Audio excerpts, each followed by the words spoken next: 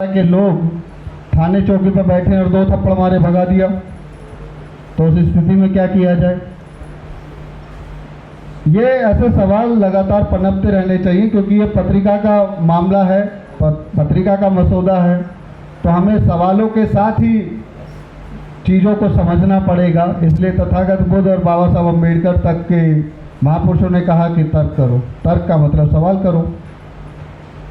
और मैं इसी कड़ी में इस बात को और स्पष्टता के साथ धार देने के लिए हमारे मुख्य वक्ता हमारे बीच है राहुल नागपाल। आइए पढ़ना पड़ेगा ना मैदान में आने के लिए।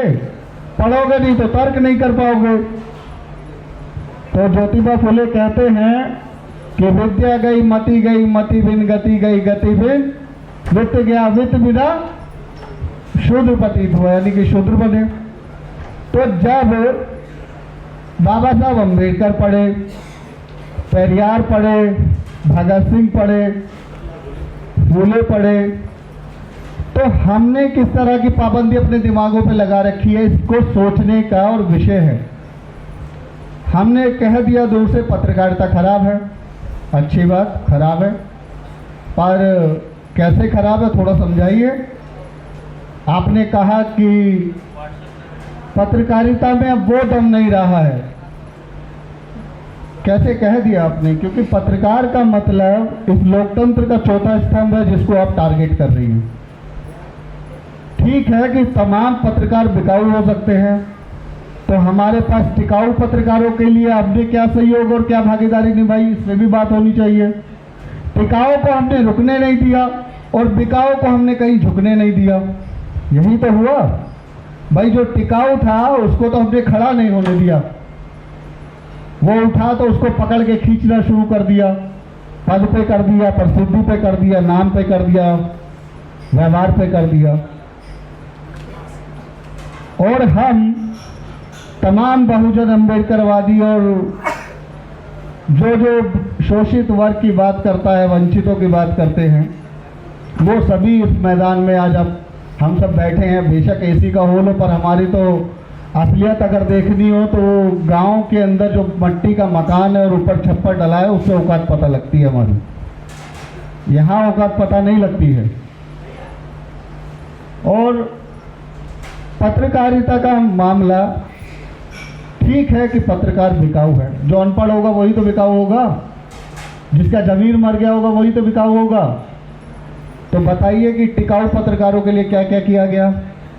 किसी का अगर एक नोटिफिकेशन आ गया कि भाई इसको सब्सक्राइब कर लो, हमारे समाज का चैनल है, तो सब्सक्राइब नहीं किया।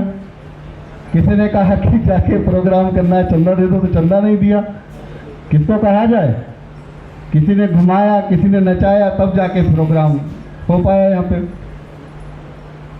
सवाल सब हमसे भी खड़े होने चाहिए। बुद्ध कहते हैं ना इसके लिए कि जो आप करोगे और जो आप कर रहे हैं उसमें सब आप ही का कारण है। बुद्ध कहते हैं ना कार्य कारण का सिद्धांत, कि हर कार्य के पीछे कोई ना कोई कारण है। तो अंधभक्तों ने बांधी आंखों पे पट्टी, ठीक, एक तरफ अंधभक्त थे, दूसरी तरफ किसने कहा कि अंधभक्ति बनो? किसी ने कहा कि बाबा साहब का नाम लो, जय भीम करो, चिल्लाओ, और घर में 50 किताबें भी ना खरीद के ला पाओ। किसी ने रोका आपको?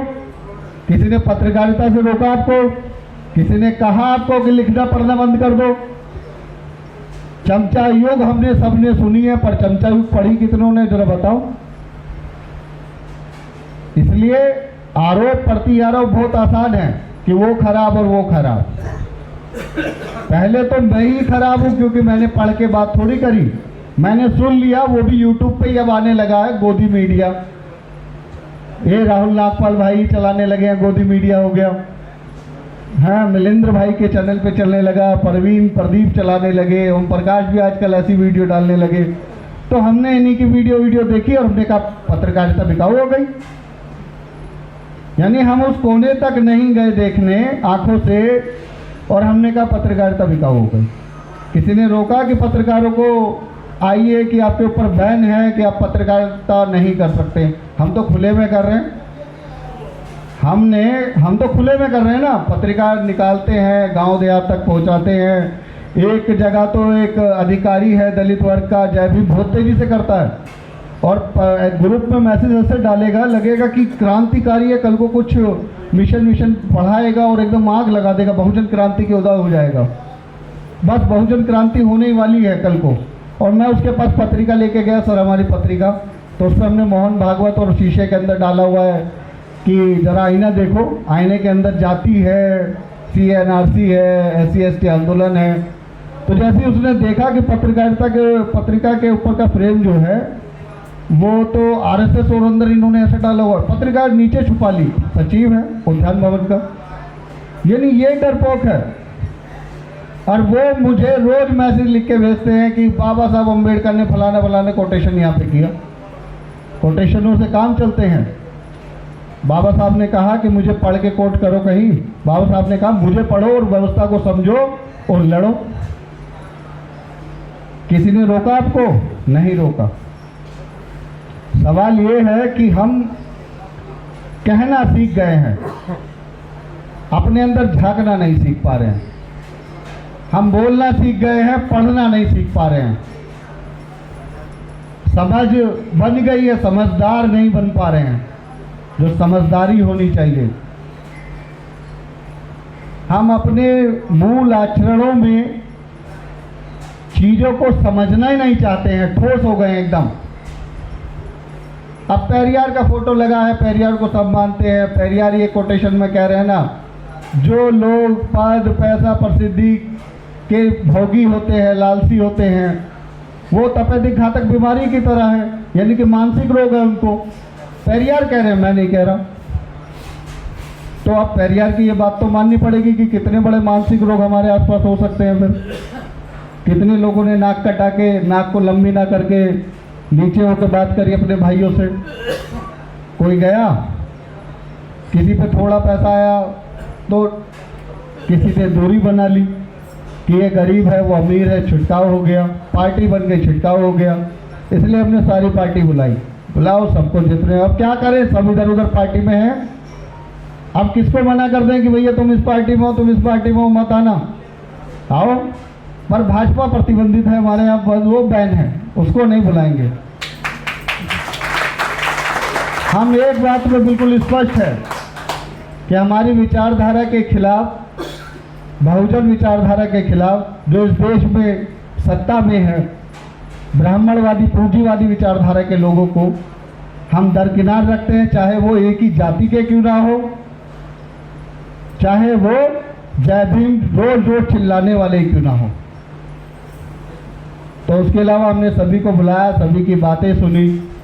ये मंच बनाया इसलिए गया था कि भाई पत्रकारिता का, पत्रिका तो आपके बीच है ही, हम भी तो समझे कि किस तरह की बातें लोग आज सोच रहे हैं। जिस दृष्टि से राहुल नागपाल भाई देख रहे हैं, उससे अलग दृष्टि से संदीप राउजी भी देख रहे हैं, बिलेंद्र भाई भी देख रहे हैं, दलजीत सिंह जी भी देख रहे हैं, सब अलग अलग दृष्टि के। पर मेरा सवाल अक्सर यही रहता है कि सबकी दृष्टि तो बड़ी अलग अलग है, पर विचारधारा तो एक होनी चाहिए। तो वो विचारधारा सिखाती है कि जब काशीराम जी मान्यवर साहब जाते थे लखनऊ, तो उनके खास मल्होत्रा जी हुआ करते थे, जिनके घर रुकते थे। तो एक दिन काशीराम जी ने कहा कि मुझे कुछ दलित बस्तियों में घुमाओ। तो उन्होंने कहा अच्छा ठीक है साहब। वो ले गए अमीर अमीर घर वालों पे, दलितों पे, जो सरकारी नौकरी में थे, अच्छे खाना वाना खिला सकते थे, उनके घर ले गए। काशीराम जी गए और आके घर से निकले और उसको जो फटकार लगाई, कहा कि बदतमीज एक नंबर, मुझे कहाँ लेकर आ गए, ये दलित है? ये दलित नहीं है, दलितों के पास लेके चल मुझे, जिनकी लड़ाई लड़नी है, जिनके लिए मैं अपनी नौकरी छोड़ के आया हूँ, मुझे उनके पास लेके चलो। तो उन्होंने कहा अच्छा चलो साहब। तो एक नाले के किनारे लेके गए, वहाँ कुछ झुग्गी झोपड़ी, अच्छा बैठने के लिए कुर्सी नहीं है तो चादर बिछाओ, सड़क पे बैठ के बात करेंगे। ये है बहुजन विचारधारा का आचरण कि वो व्यक्ति जो DRDO में साइंटिस्ट की पोस्ट पे थे, पद भी था, पैसा भी था, लात मारी और कहा कि हम बहुजन विचारधारा के लिए काम करते हैं। और लात मारी ऐसे अम्बेडकर वादियों को जो पैसे तो कमाते हैं, पद भी हासिल कर लेते हैं, पर दिल के अंदर अपने भाइयों के प्रति प्रेम नहीं अर्जित कर पाते, तो ऐसे लोगों को लात मार के काशीराम साहब ने बता दिया कि इस देश में अगर अम्बेडकरवाद को स्थापित करना है तो अपने आप में परिवर्तन करना जरूरी है, हर चीज़ पर तर्क करना जरूरी है, हर चीज़ पे सवाल जरूरी है। इसी के साथ मैं, क्योंकि मुझे लगा ये बात अब कहनी चाहिए, काफ़ी देर से बात हो रही है और पत्रकारिता को जिस तरह से टारगेट किया जा रहा है, तो सभी को जब हम कहते हैं तो इसका मतलब हम भी खराब और सामने वाले जो 4 मीडिया कर्मी हमें इस समय रिकॉर्ड कर रहे हैं वो भी खराब, वो भी बिकाऊ, वो भी टिकाऊ। यही तो हो रहा है। सभी का सभी नहीं होता है, सब इसलिए क्योंकि कचरा ही तो सुन के आए हैं। किसी ने कह दिया मीडिया बिकाऊ, अभी 4 दिन बाद सरकार बदल जाए, कांग्रेस की आ जाए, गठबंधन की आ जाए, मुझे क्या पता, पर अगर आ गई तो इसका मतलब क्या मीडिया टिकाऊ हो जाएगा? मीडिया ऐसे टिकाऊ हो जाएगा और फिर कुछ न्यूज़ चलेगी, कान में आएगा यूट्यूब पे, फेसबुक पे कि अब तो मीडिया थोड़ा अच्छा काम कर रहा है, लोकतंत्र का चौथा स्तंभ बड़ा टिकाऊ काम कर रहा है। हाँ, यानी इतनी अंधभक्ति। और हमारे महापुरुष कौन जो कह रहे हैं कि तर्क करो, वैज्ञानिक दृष्टिकोण रखो, और हमने कहा नहीं, हम तो तय कर चुके हैं अंधभक्ति के बिना बात करेंगे नहीं, जाति के बिना बात करेंगे नहीं। तो और भी बातें हैं कहने की, इसलिए अपना दिल खोल के रखिए। आलोचना ही एक स्वतंत्र व्यक्ति की पूंजी है कि वो उसको खोल सकती है, उसके अलावा और कुछ नहीं। मैं अगले क्रम में बुलाना चाहूँगा डीपी सिंह जी को, जो कि काफ़ी देर से इंतजार कर रहे हैं। उसके बाद लंच किया जाएगा, फिर बातचीत जारी रहेगी उसके बाद। जय भीम। अब बताइए किताब किस किस के घर में 100 से ज़्यादा है, या 50 है, या 10 है? हाथ उठा दीजिए ज़रा। किसी के घर में 10 अम्बेडकर साहब की किताब है?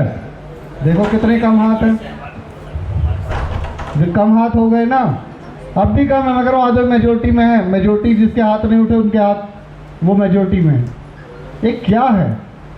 ये क्या है बिल्कुल कि हमारे पास अतार्किक हो गए हम बिल्कुल। हमें समझ में नहीं आ रहा है कि दूसरा आदमी हमको समझाते समझाते मर गया कि आस्था में नहीं जाना है। मैं मजबूर हो रहा हूँ कि मैं ना कहूँ, पर मुझे लग रहा है कि क्या अब नहीं कहूँगा तो बात बहुत खाली हो जाएगी। इतनी मुश्किल से कार्यक्रम रखे जाते हैं, चीज़ें बनाई जाती हैं, वो किस लिए बनाई जाती है? मंडली का जागरण चल रहा है हमारे यहाँ, कोई यही चल रहा है ना आजकल। तो पूर्वांचल भीम जागरण, भीम कथा, गौतम बुद्ध कथा, सामने किताबें हैं, सामने सारा ज्ञान है, व्यवहारिक आचरण है। बुद्ध कहते हैं कि भैया आचरण में ज्ञान संगत होनी चाहिए, प्राथमिकता है या नहीं है? बताइए ज्ञान संगत। तर्क संगत होनी चाहिए, बताइए तर्क संगत। प्रेम संगत होनी चाहिए, बताइए प्रेम संगत कहाँ है? कल्याण संगत होनी चाहिए, कहाँ है? न्याय संगत होनी चाहिए, कहाँ है? इन 5 संगतों को मिला के वे बुद्ध बन जाते हैं। हर एक चीज को तार्किक ढंग से पकड़ के कहते हैं कि पेड़ उगा है, पेड़ का भी कोई ना कोई कारण है, फल लगा है तो कोई ना कोई कारण है। लेकिन मैं इस चीज को लगभग 5 साल से पूर्वांचल देख रहा हूँ। वहाँ का एक गरीब आदमी फटी हुई शर्ट पहन के, गंदी सी पैंट पहन के और टूटा हुआ फोन पे लगा के छल्ला जय भीम कर रहा है। ये समाज को हम दे रहे हैं, वो बेचारा सीख कहाँ से रहा है? यानी पढ़े लिखों की आबादी भी अगर इसी तरह काम करने लगेगी तो उसका हाल तो आज भी जैसा है जैसा ही रहेगा। यही तो होगा। भाई आपको अपने समाज से प्रेम है तो आप तय करिए कि हम गांव जाएंगे, गांव में एक छोटी सी लाइब्रेरी खोलेंगे। आप तय कीजिए कि मैं इस गांव के 4 बच्चों को पढ़ाने की जिम्मेदारी लेता हूं, मेरा संगठन जिम्मेदारी लेता है। यही तो होगा। अब मैं उसको कहूँ नीला गमछा मार और लगा नीले झंडा लेके जय भीम तेज से चिल्ला, यहाँ पे बाबा साहब थोड़ी का पक्के आ जाएंगे ऊपर से। यानी आपको अनैतिक बातें बिल्कुल हो गई है। मैं बहुत ऐसे इसको कंट्रोल में हूँ। हम कोई जानवर नहीं है कि जानवरों को हमारे पास कोई संदेश होना चाहिए। हम इंसान हैं, मानव सभ्यता में रहते हैं, प्रेम करते हैं एक दूसरे से। हमें मानवता के नाते, बुद्ध पूरे जीवन कहते रहे मानवता जिंदाबाद। कुछ और कहा, सांप जिंदाबाद, मुर्गी जिंदाबाद, अंडा जिंदाबाद, कहा कहीं कहीं लिखा है एक ग्रंथ में, एक त्रिपिटक में, किसी में भी दिखा दीजिए मुझे कहीं लिखा हो। बाबा साहब ने लिखा, ये सब के सब इन आस्था का जो पिटारा है ये फूटता है अंत में जाके गांव, क्योंकि गांव वाला बेचारा ना पढ़ पाता है ना समझ पाता है। उसको दिखता है कि कोई नीला गमछा डाल के हमारा भाई है जो मंच से जय भीम चिल्ला रहा है, और नीला गमछा डालने के बाद और उसने नारा बहुत तेजी से लगाया वहां पर, चाहे उसके घर में रोटी ना हो।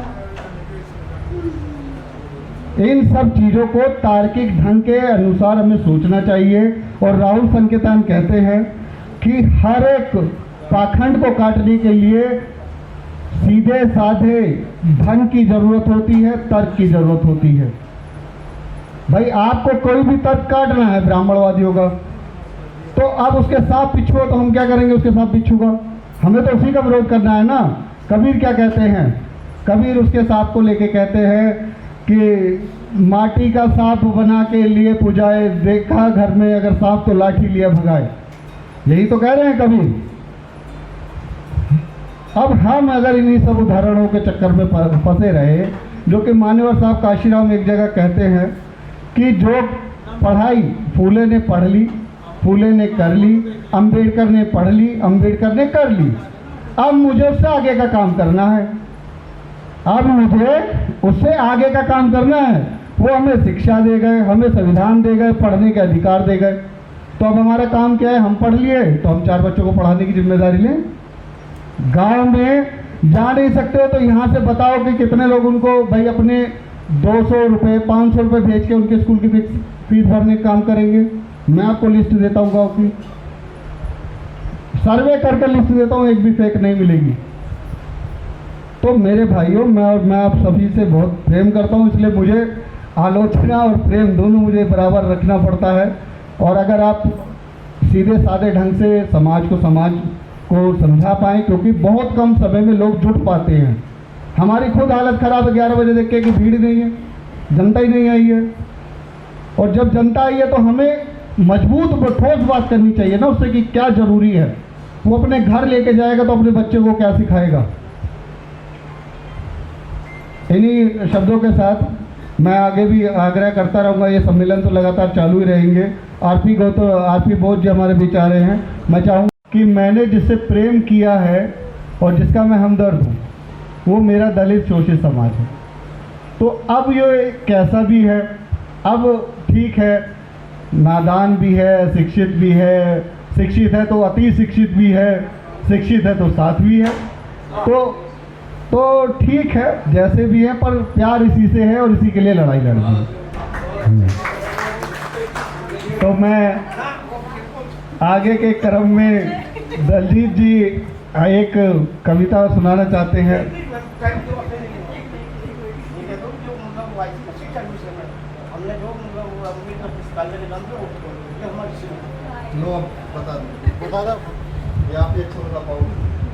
मेरा नाम भीमराज जाटव है, दलित उत्थान सेवा समिति का अध्यक्ष भी हूँ।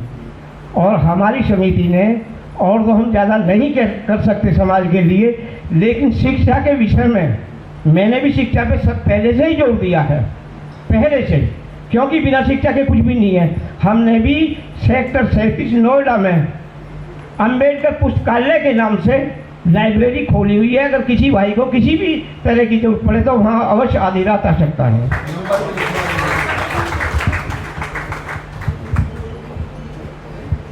तो दलजीत जी आ जाएं और इसके बाद कार्यक्रम समापन की ओर। एक दर्पण पत्रिका के पहले सम्मेलन में पहले बात तो जितने लोग यहाँ पर आज शामिल हुए, मैं उनका पत्रिका की टीम की ओर से तहे दिल से हार्दिक अभिनंदन वंदन करता हूँ कि वो लोग अपना समय निकाल के आए।